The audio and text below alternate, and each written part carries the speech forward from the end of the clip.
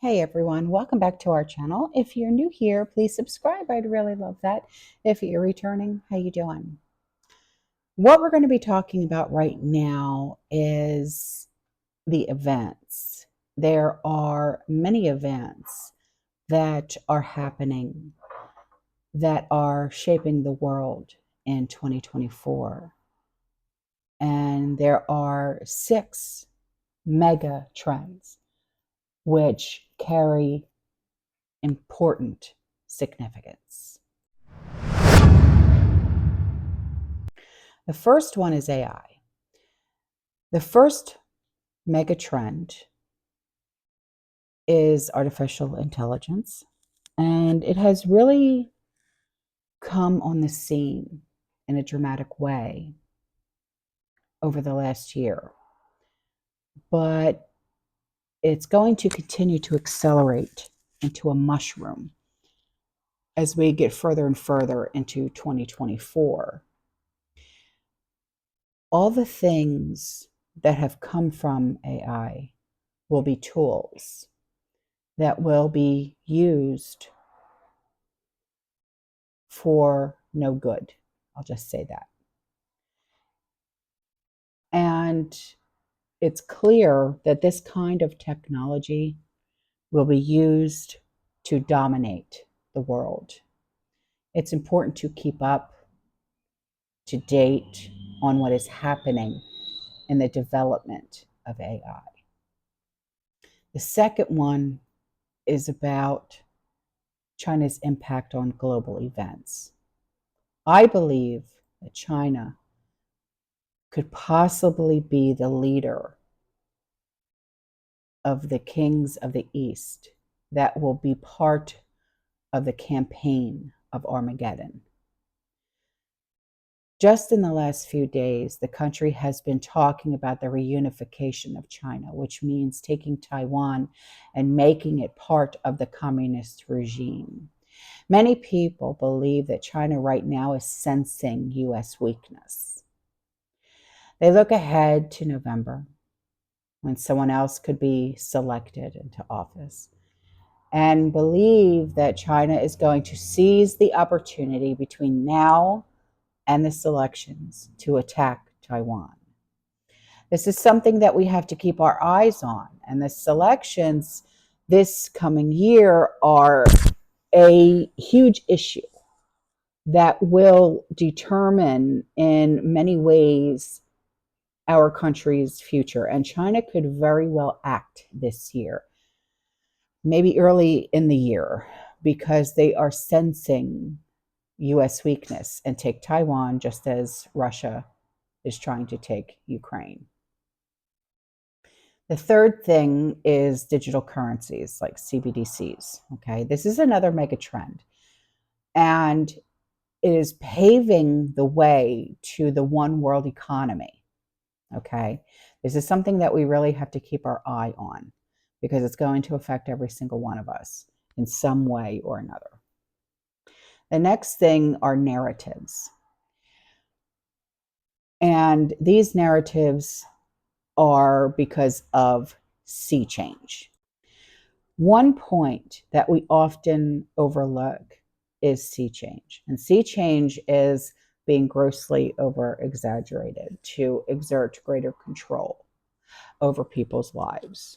Just last month at the COP28 annual UN Sea Change Conference was held in Dubai, right? And it's being whipped up constantly as this existential crisis for the world. And that's simply just not true. I recently heard of a book on sea change called The False Alarm. And from what I understand, the author actually believes in sea change and that human beings contribute to that through carbon dioxide, but says that it's massively over exaggerated. And according to the author, if America shuts down all fossil fuels right now today, it would only lower the temperature by a mere 0.3 degree Fahrenheit by 2100, the year 2100. So what we see again is that the creation of a crisis can bring about compliance and gain control. And that is what sea change is. It's paving the way for the global control that we will see exercised here. So the next one is Russia. This is the fifth mega trend. There was an article that was put out this week that stated that Russia's ties with Israel are at the lowest point since the fall of the Soviet Union.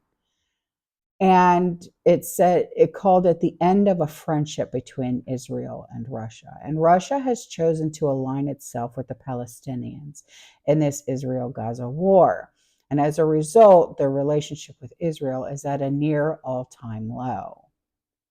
The sixth one is Israel and in the Middle East. Finally, this is the most important, the most significant mega trend is Israel and the Middle East. This is the flashing red light. Okay, this is the siren that's constantly going off.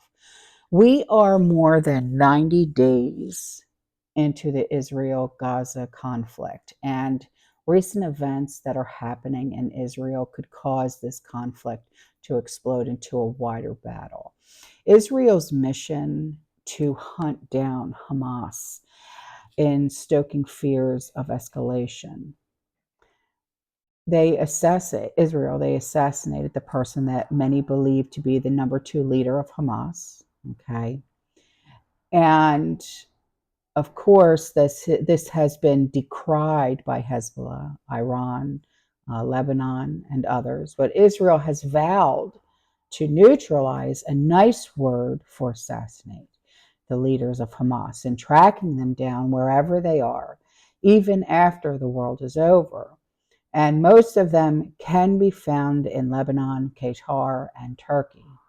And last week, an Israeli airstrike in Syria, it took out a senior figure in the Iranian Revolutionary Guard Corps, showing Israel is also taking out leaders from Iran as well. So Wednesday was the 4th anniversary of the American drone attack in Iraq, ordered by 45, that took out the Iranian general Soleimani. And Iran has scheduled a big ceremony in commemoration or commencement of Soleimani on Wednesday morning. However, on the road to the cemetery, 2 explosions changed their plans, and 100 people perished. So blame this for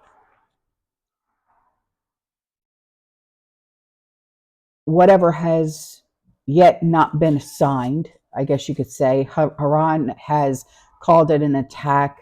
Certainly Israel could have been behind this, but it may have been the Sunni Muslims attacking the Shiites in Iran. We may never know because we're not over there to know.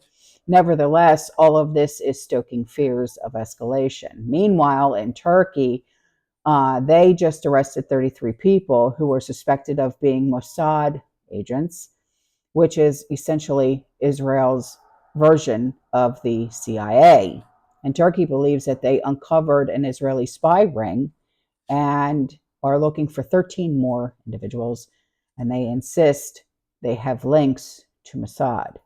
And Turkey has said very clearly that if Israel attacks any Hamas leaders on Turkish soil, there will be serious consequences.